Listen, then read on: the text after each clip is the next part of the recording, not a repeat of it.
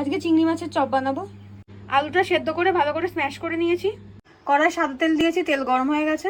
রসুন থেতো করে রেখেছিলাম সেটা দিয়ে দিলাম, কাঁচা লঙ্কা দিয়ে দিলাম, আদা থেতো করে রেখেছিলাম সেটা দিয়ে দিলাম, পরিমাণ মতো নুন দিলাম, হলুদ গুঁড়ো দিলাম, শুকনো লঙ্কা গুঁড়ো দিলাম, চাট মশলা দিলাম, গরম মশলা গুঁড়ো দিচ্ছি। মশলাটা ভালো করে মিশিয়ে নিয়ে আলুটা দিয়ে দিচ্ছি। 5 থেকে 7 মিনিট মতো মশলাটার সাথে ভালো করে নেড়ে গেছি পুরটাকে। 5 থেকে 7 মিনিট মতো পুরটাকে ভালো করে নেড়ে নিলাম। পুরটা রেডি হয়ে গেছে, একটা জায়গাতে নামিয়ে নিয়েছি।